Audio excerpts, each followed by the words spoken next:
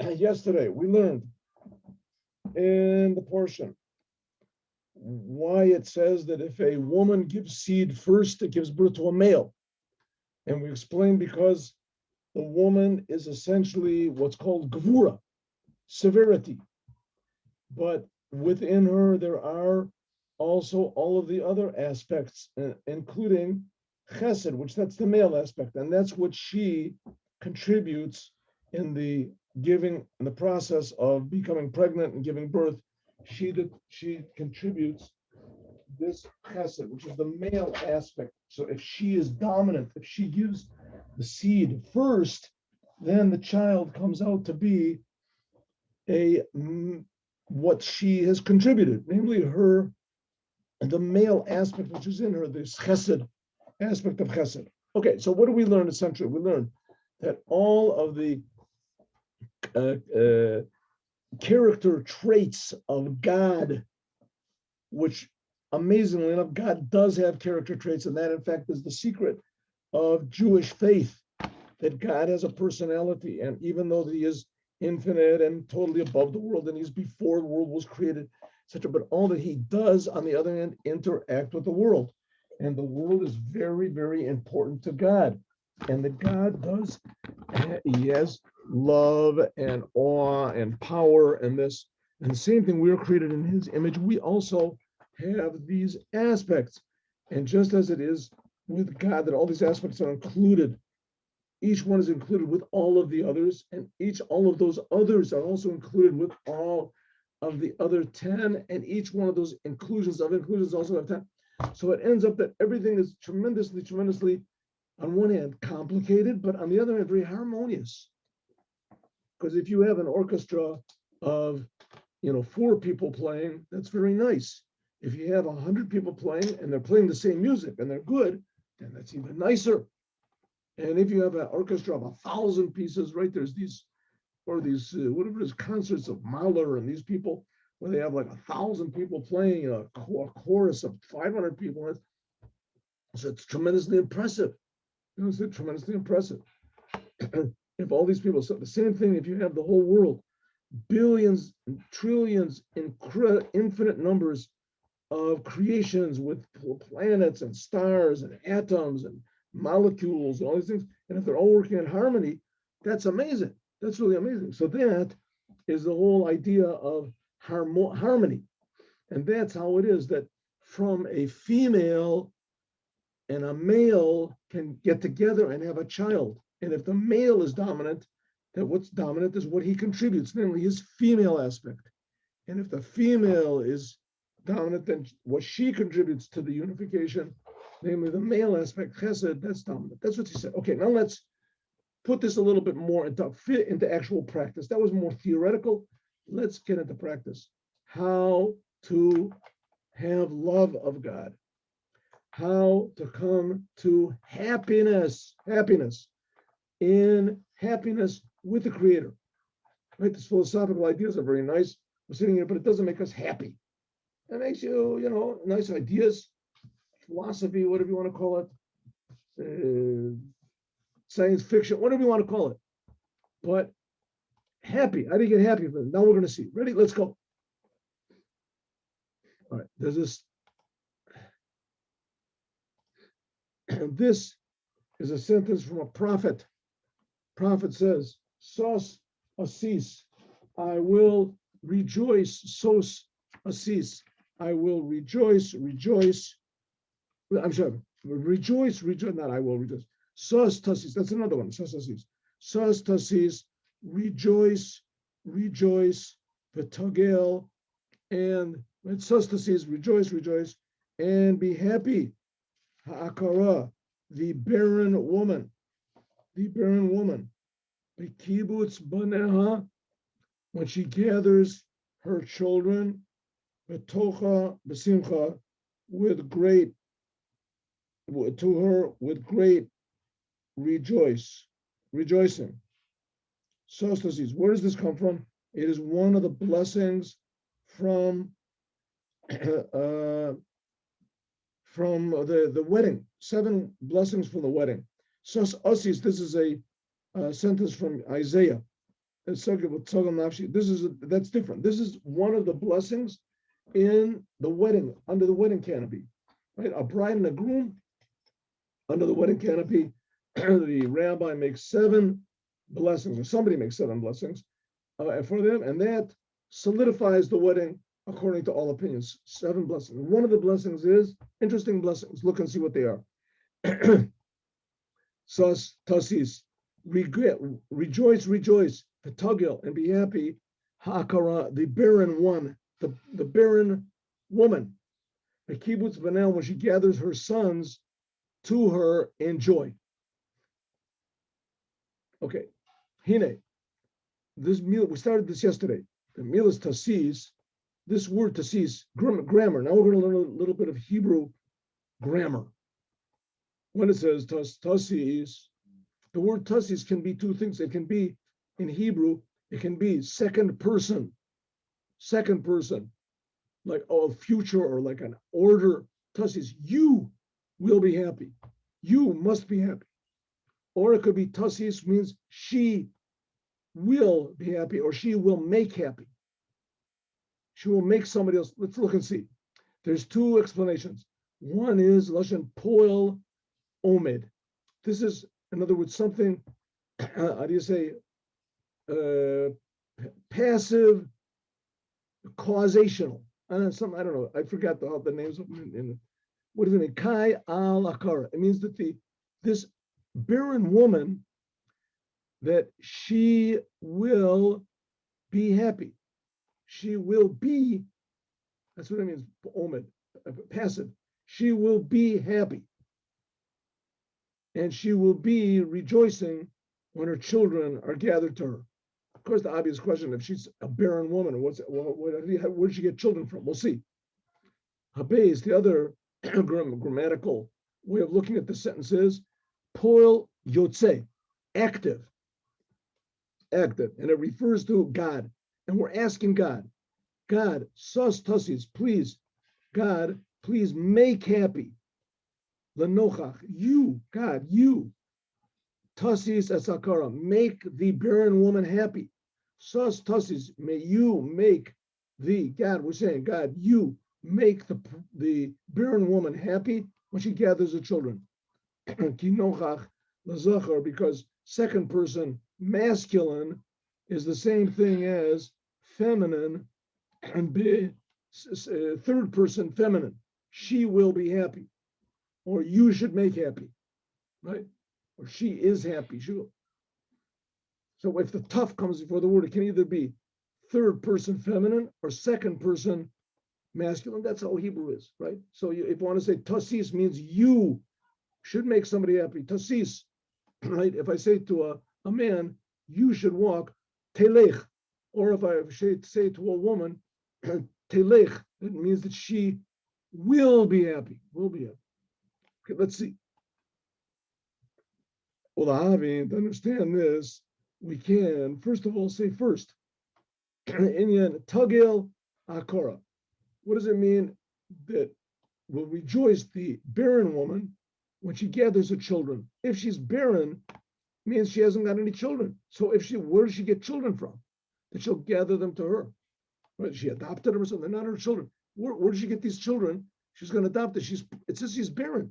It should have said that the tasis, that the woman will be happy, the bride will be happy. Why call a bride the barren one? Why even mention barren women at a wedding? What's going on over here? Why mention it? So it can be no. Maybe it means like this. That we're saying to God, we're praying to God, God, please make happy and make rejoice. You, second person, you make rejoice. Or even the barren women, make them happy when they gather the children to them. Maybe that's what it's saying, but it's so very unclear. It's very unclear. And not only that, it's talking about one barren woman. It doesn't say all the barren, even barren. The simple sentence is either, like we said, God, you should make, we're asking God, tasis, make happy the barren woman when she gathers children to her. Who is this barren woman? I don't know. Barren woman. Or maybe it's saying that she will be happy. Even the barren woman, she will be happy when she gathers the children. Okay. In any case, the whole thing doesn't make any sense because we're saying to God, make a barren woman. Who's the barren woman? Why mention it in the wedding? Make her happy. Good, but God can do anything. He can make a barren woman happy when she gathers children together. Or maybe it's saying, she will be happy. This barren woman, she will be happy, or she is happy. Sus tussis, she is happy, or she will be happy when she gathers the children. Okay, but it's still the same thing. Who is this barren woman? What's going on? Let's see. Where is it going to have children? English like this. So according to simple meaning, it doesn't really make much sense. And especially doesn't make any sense why this is one of the blessings of the wedding. Well, why? So we have to appeal to some deeper meaning in order to understand what's going on here. Let's see what the deeper meaning is. Behold, Omer Zal, the rabbis say, Al Pi, according to the sentence, Isha kitazriya yalda zachar. A woman, this is the sentence we talked about yesterday. A woman, when she gives seed, she'll give birth to a male. Isha mazras techila, if the woman gives seed first, then she gives birth to a male. Ish mazras techila, if the man, he gives seed, if his seed comes first, then there's give birth to a female. Okay, now listen to this. Now we're going to talk about serving God. Yuven zeh b'avodas Hashem. We can only understand this if, or maybe you can another way to understand it, but the most practical and realistic way to understand this is relating it to serving God. Okay, now serving God, like we talked about this a lot of times, serving God requires to be, it requires genuineness, to be genuine, right? If you're selling encyclopedias from door to door, you don't have to be genuine. You just have to know how to sell. You have to be a good actor. Oh, this is the best encyclopedias. You'll never, encyclopedias, this is it. I've had all of them. I looked at them and it's terrible. All of them are awful. This encyclopedia will knock you out. Immediately you'll understand everything. There won't be anything you won't know. It's right at your fingertips. There used to be a thing like that. Now it's all online. But sell computers, whatever it is. You don't have to really even have a computer. You don't even have to know how to read. All you have to do is know how to act. If you know how to act, then that's good enough. You don't have to be genuine. Where do you have to be genuine? Listen, a person should be genuine all the time. A person should never, right? You should strive to be genuine all the time. But especially where it's necessary to be genuine, where you can't get away with faking, is serving God. Why? Okay, the Rebbe's going to explain why. We're going to see in 1 second. What is God? What is God and why would he want us to serve him? What does that mean, serving him? Let's see, we'll see. You know that's known. Knesset Israel, the Jewish people, Nikraim are called B'Shem Isha. They're called the wife. Kodesh Baruch Hu and God, Nikra B'Shem Ish. And God is called the husband, or the woman and the man. Kamosh Katuv, like it says, Bayomahu Tikra Ishi. On that day, God said, you will be called, Tikra Ishi, you will call Jewish people, you will call me your husband, right? My husband, that's what you're going to say. God says to the Jewish people, prophecy through the prophet, I think is Isaiah, you will call me your husband, Huli. Just like a husband and a wife, we said, if the woman gives seed first, then that the male, what will be the result? The child will be a male. That's what we said. Now let's apply this to God and the Jewish people. Israel, with the Jewish people, with God, Israel, the Jewish people, that's the woman. If she gives seed first, if the Jewish people, they give seed first, right? We Jewish people, we're the wife, right? I know. the arousal from below. In other words, we Jewish people, we're striving. We want to serve God on our own. On our own. Like, for instance, now in the time of exile, right?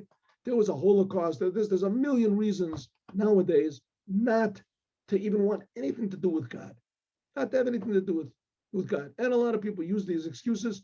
And even the best reasons is forgetting about the Holocaust. Look at this. Just where is God? We don't see any God. What are we talking about? No, there's a creator. He's creating you. What are you talking about? Creating me? Who's creating me? I'm just here. That's it. You look at all these chimpanzees and go to the zoo. You see all these animals. But God is creating them too. God's creating me like he's creating a squirrel or something, right? It's just like a machine that comes along with the batteries. A human being is just very complicated. There's a lot of people that really believe that. A lot of very intelligent people and very serious people, right? Very sincere people, great philosophers, that they really believe that.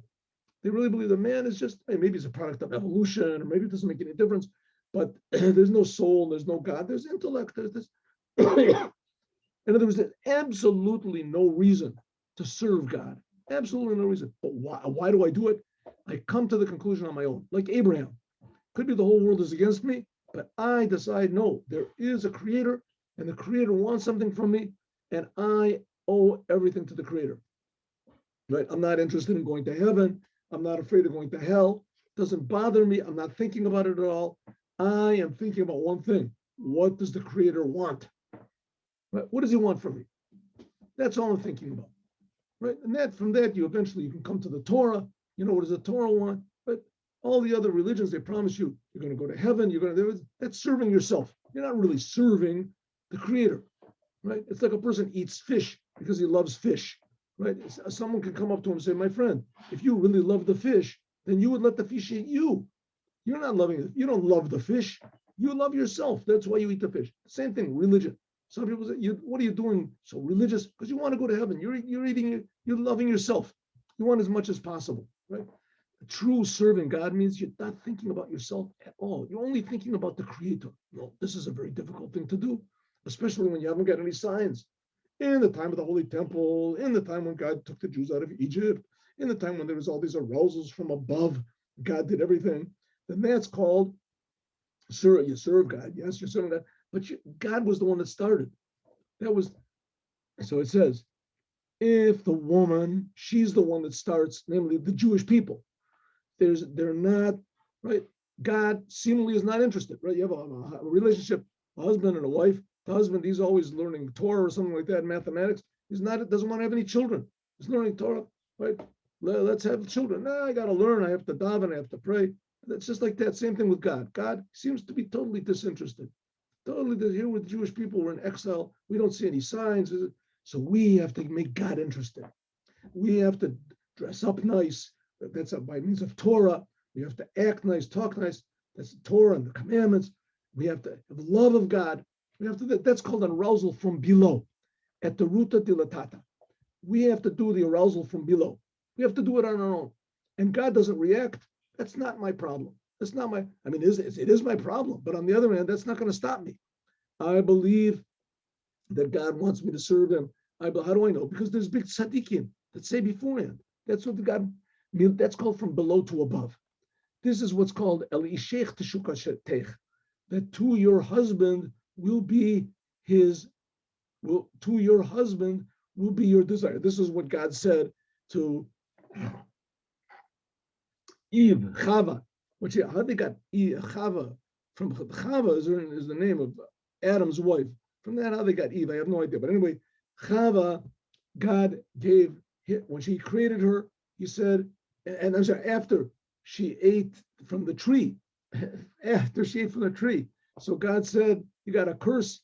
One of the parts of the curse you're going to give birth in pain. You'll have pain of bringing up the children, and ishech teshukotech, and to your husband will be your desire. That's what it says. Shehu inyan hanikra balashon Kabbalah, in the name of halas man. This is what's called raising up feminine waters.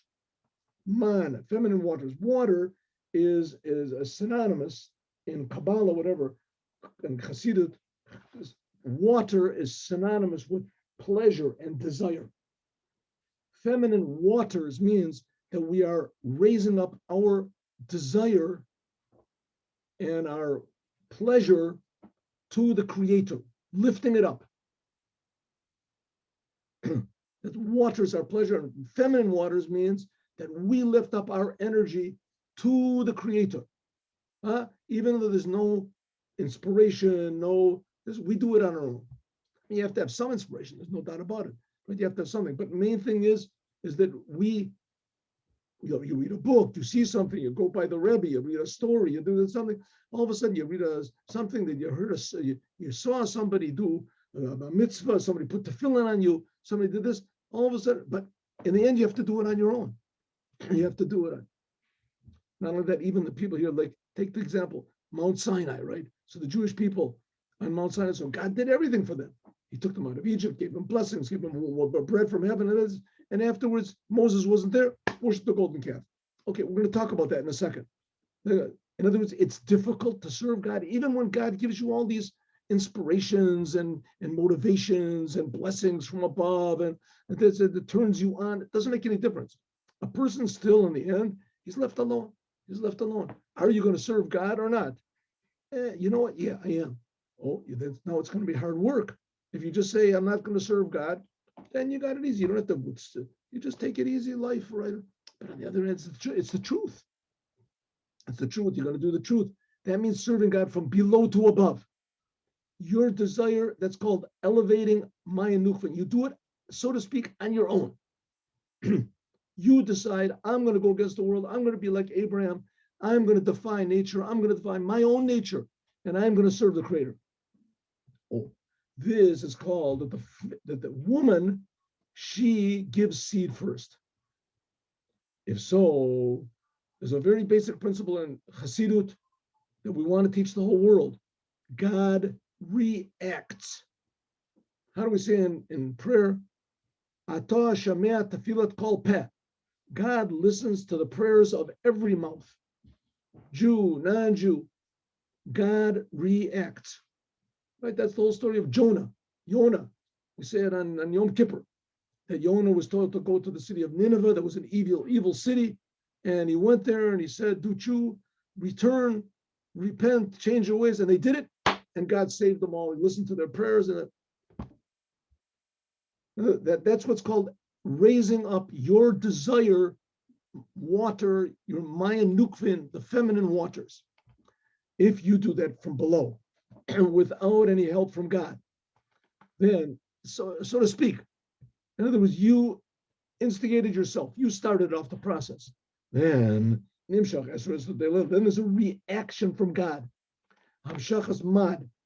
Then God reacts in a way what's called Mayan Duchrin, masculine waters.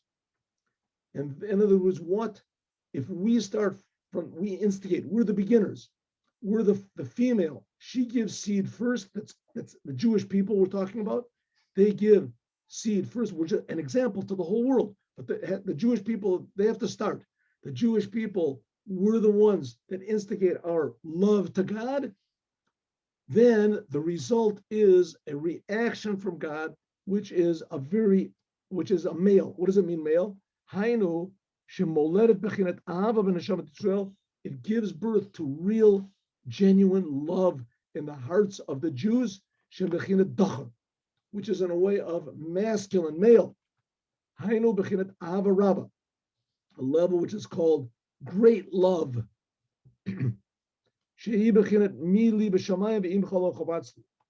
Which this is the level of, I don't want anything to do with heavens. I don't want to be near you, God. All I want is to be with you. Now the Rebbe is going to explain this in great length. But I would like to explain this also. We just learned about this in the Tanya just now. Different levels of love of God. This is really what life is about. This really is what life is about. Making money, being popular, being powerful, being famous, very nice. Those things are very nice. They can be terrible, they can be nice, but it's okay, no problem. But that's not the reason we're alive. That's not the reason we're alive. You don't have to avoid those things, but you certainly shouldn't have to run after them. If that's your nature, then, good, put in energy, put in effort. That's who you are, right? You want to be a concert pianist, do all these things, but that's not the real reason why we're in life, right? You can do all these things. You can be a musician and be about this and that, whatever you want to. You can do a mechanic, a lawyer, a doctor, anything you want, right? If it's according to the Torah, I don't think you can be a boxer or whatever, right? They're hurting people who are getting hurt. I don't think that's permissible, but you ask a rabbi what's permissible. But that's not the main thing. All these things, what you do in the world, are very important. God wants us to be in the world, and He wants us to act in the world. But what's the real purpose? We're here. Real purpose is love and awe of God, especially love. Loving and appreciating the Creator of the universe. He's creating us. Everything we are, everything we have, everything around us is being created by God. What does God want? And we should appreciate Him. When you start to appreciate God, you can't remain, indifferent. If you really start to appreciate God, you cannot remain indifferent. It's impossible. Because God is creating us. Unless you're a person that just has a heart of stone. Even if you do, your heart will open up somehow or other. But even a person with a heart of stone, if he loses his wallet, there's $10,000 in it or something like that, he gets excited. Or if somebody gives him, he wins the lottery and you have $1 million and he really needs the money. Oh, he smiles and does something. Same thing when we appreciate God, if we really appreciate Him, and that takes a whole different sort of a mindset change. We really appreciate the fact, not just the idea, the fact that God is creating us, the fact that God loves us, the fact that God helps us, the fact that God protects us. We say Melech, Ozer, Moshiach, again, the fact that God provides for us, right? When we realize all these amazing facts, then we factually start to value God. We start to have value of the Creator. This value translates itself into love. The most genuine type of love is to realize that our whole being, everything is being created by God, and God is real. God, amazingly enough, God has a personality. That's why He creates us. He's interested in what we do. This makes no sense, but it's the fact. We are just creations. Do you feel you're just a creation? No, who feels it? Right. But if you start to feel your creation, and then you start to feel there's a person feels that he's a creation, it doesn't mean that he feels that he doesn't exist. Exactly the opposite. He feels the miraculousness of the fact that he exists. Right? God is creating. It's a miracle. The more that a person feels this ideally, and this is the way it's going to be in the later stages of the coming of the Mashiach, the whole world will appreciate God. Then a person will get to this level of, I don't want to be with you. I don't want to go to heaven. I don't care about going to heaven. I don't care about, we talked about this before. This whole idea of going to heaven and thinking about good, this is a result of the sin of the tree of knowledge. The sin of the tree of knowledge of good and bad, this brought egotism into the world. So that people, if Adam, where was Adam put? Adam was created, he was put into Gan Eden. He was created, Gan Eden is another name for heaven. Adam was made, he was put into heaven on earth. Why was he put here? To fix it up. La'avdo l'shamra. Heaven is part of the creation. As soon as Adam ate from the tree, then what? He wanted to stay in heaven. He wanted to stay in heaven. That's all the religions. All the religions in the world came from the sin of the tree of knowledge. That even when people started thinking about God, all they thought about was themselves. Eating from the tree, that brought selfishness into the world. Think about, and that's what all the religions in the world thinking about, going to heaven. What am I going to get? What am I going to get? I'm going to go to heaven. I'm going to be. Okay, listen. It's better than a person being just a physical egotist and just thinking about himself all the time. Maybe, I don't know. There's definitely benefits to religion. They say the Baal Shem Tov would not get into a wagon if the driver was not religious. If he didn't cross himself first, he wouldn't get into the wagon, even though that's idolatry. But it's better idolatry than atheism. But however it is, it's idolatry. A person that he wants to go to heaven, he's worshiping himself, basically. So that's what it says. The ultimate level of love of God. He loves God and he appreciates God so much that I don't want to be just with you, God. What does it mean? even what is near with you, God, near to you. Namely, what does it mean? What's with you, God? The source of life. I don't want to be even close to the source of life because that's only an aspect of God. I don't want any aspects. With you is the source of life. Namely, what is with you, God? All the world to come, heaven, all these levels of heaven. But Tainug Eloki and the pleasure of God, which is drawn down to the souls which is in heaven. To get pleasure in God. What happens? What's waiting for you? Right? If you're a good person, you're a good whatever Jew, you do the commandments, you're a good, what's waiting for you? Heaven. You're going to go to heaven. You know what happens in heaven? Infinite pleasure. Pleasure, no pleasure you can't imagine. Take all the pleasures in the world, roll them up all together, right? All the drugs and the money and the power and the this and the pleasures, roll them up all together. It's nothing like 1 minute of the pleasure of the world to come. And that's just the lower heaven. There's also the higher heaven. Well, this is a very good motivation to serve God, right? Says the Rebbe. It certainly is, but it's not true. Why? Because there's the creator of heaven. In heaven, it says that all of the people that are in heaven, they had a tremendous pleasure because of their awareness and their comprehension of the amazingness of God. What could be better than that? Going to heaven, says the Rebbe. In calls it, nevertheless, what did King David say?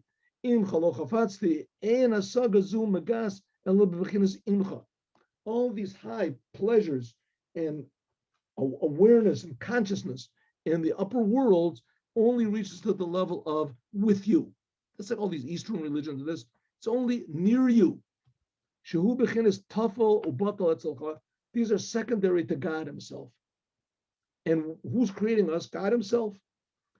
This is not God Himself. This is just the pleasures of the upper worlds that come from God. Because there's no thought that can possibly grasp God, not even the thoughts of the upper worlds and the angels. What do people get when they go to heaven? They get what's called the ray of God's presence. Ray Balma, like a little reflection of God's oneness. And if so, I don't want to be with you. Ella Havaraba, I want love. To be negated or to be included totally in Orein Sof Mamish. And to be included in the body of the king. Maila, a much, much higher than this level of a ray of godliness, which you get when you go to heaven. So it's a very nice thing. Everybody should go to heaven. And heaven is certainly available to everybody, Jew, non-Jew, and everything. But you should know it's small change. It's small change. It's like if somebody would say to you, what would you rather have? $5,000, $2 million, or to be the king of the whole world? No, $5,000 is nice. $2 million is even nicer. But you're the king. You got the whole business. You have everything.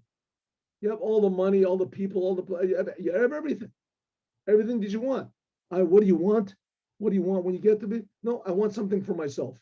No, so what have you got? What difference does it make if you have $5,000 or $5 million? You're still the same selfish person. So if you have 5 million, you can buy a nicer car, eat more fish, whatever it is. Right? But a person that's connected to God, he's connected to truth. So that's what heaven is. You go to heaven, it's true. You go to heaven, you get a little ray of the truth. But that's like the difference, again, that's the difference between spiritual $5,000, spiritual $5 million, or spiritual the king himself. You can be connected to the king himself, the source of all the money. Oh, only problem is in order to be connected to the source of all the money, the source of all the pleasures, the source of all the heavens, is you have to take a totally different attitude to life. Stop thinking about yourself. Think only about the Creator. Stop thinking about going to heaven. Stop thinking about getting rewards, spiritual rewards. Forget about that. You can maybe think about it. Why not? But that should not be your goal. Your goal is, they say there were Rabbi Yochanan ben Zakkai. He was the greatest of the greats. Rabbi Yochanan ben Zakkai. He was a pupil of Hillel. After the temple was destroyed, he reestablished all of Judaism. It says right near the end of his life, he was laying on his deathbed, and he said, "No, he couldn't do commandments. He couldn't pray. He couldn't learn. It was dead. It was going to die." And he said, "You should know. I don't know if I'm going to go to heaven or if I'm going to go to hell." Okay, we'll talk about that later. In other words, he never thought about it his whole life. It was never a concern by him. Now he's starting to think about it. Listen, maybe everything I did was just because of egotistical reasons. I was just, I love to learn Torah, and I was a spiritual person. In other words, don't think about it. It's not the point. The joy, the goal of life is to think about the Creator, and that's very difficult. That's what's called arousal from below. If a person has this arousal from below, then what happens is God reacts and he gives you something. Can be, that's what the Rebbe is promising. I mean, I don't know if I've ever even close to experienced a thing like this. If then a person can have a truly genuine love of God, which is a gift that God gives. Hagam, even though this level is impossible, even though this level of love is impossible to attain, like it is possible, yes, to attain going to heaven. This is what's called a level of total surrendering yourself, your whole being. Like the inclusion of a candle in a torch. Even though that means that a person has to be nothing, he has to totally negate himself to the Creator, like we learned about Nadav and Avihu, right? In the last week's Torah portion. Shamba Metziut Gagami means totally dissolving yourself in the total oneness of the Creator and forgetting about yourself whatsoever. Masha Enkin, which is not the case, Bechinas Yoshvim Benanim, which is not the case. The people that want to go to heaven, they sit and they get pleasure in the Shekhinah, in God's presence. That the person remains who he is. But nevertheless, this is what a person will want. As a shot of real truth, to be totally dissolved in the oneness of God. Maybe I'll give you an example of this. Just a simple example, right? A person that he's decided, I want to be honest. I'm going to be honest. I don't want to tell lies. I'm not going to cheat. I'm not going to lie. And he has a chance to make a lot of money. Nobody's going to find out about it. And all he has to do is just cheat. Cheat a little bit, right? Lie a little bit. That's all. No, I'm not going to lie. You're going to make a lot of money, 100%. I made a lot. Are you going to do it? He says, listen, I'd rather lose everything than to be disattached from the truth. I'm not going to be it's important to him. It is, he's not thinking about himself. He's thinking only about truth. If the person is genuine. Here we're saying the same thing. We see it all the time. Soldiers, right? They're loyal to the country. They're willing to give their life.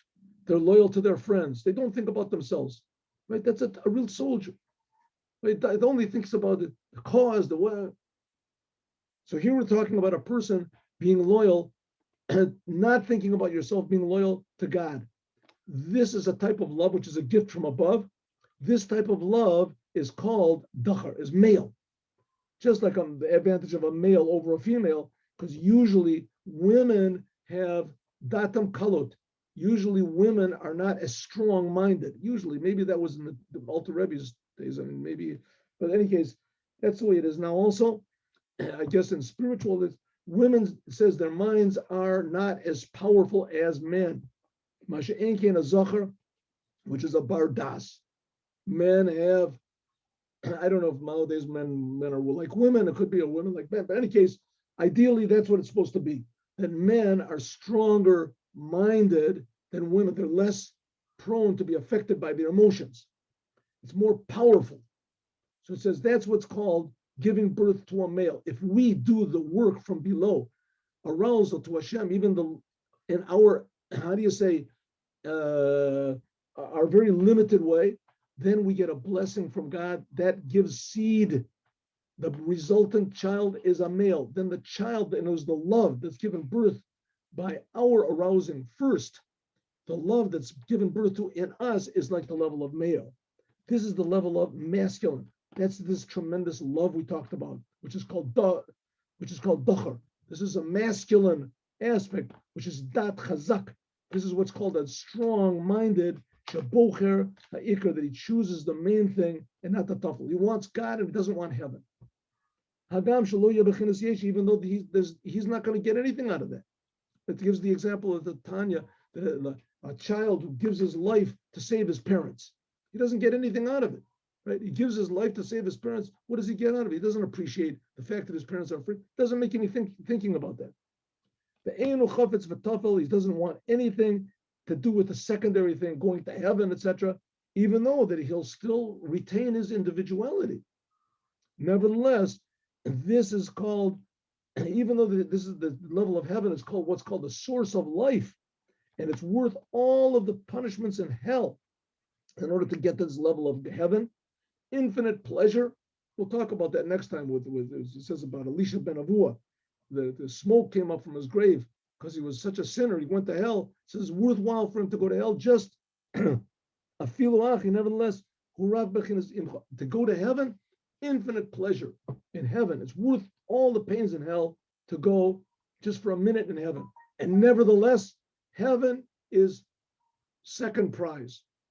Heaven is small change compared to serving God in this world. Because heaven is not comparable at all to the essence of God. Because like it says in the letter, Yud was created Olam Haba. And this is what we'll stop here, and we'll talk about this, God willing, tomorrow. Okay, so it's a summary, what we talked about now. What do we talk about now? Serving God. That we should serve God, and we should be the ones that start. We're the feminine. And we should start off with our small love to God. But if we're the ones that instigate this love, then God reacts and gives us a higher type of love, which is called masculine, male, a strong, powerful type of love of God that we're not, sidetracked by thinking about going to heaven or spiritual levels. We don't care about ourselves at all, only the essence of God, true love. This is accomplished by God giving us a blessing, God's blessing, which comes by means of our instigation. We're the feminine aspect. We instigate the love. We come from below. If a woman gives seed first, then that gives to a male a strong love of God, which we'll continue talking about, God willing, tomorrow. Now let's continue to the Sicha of the Rebbe.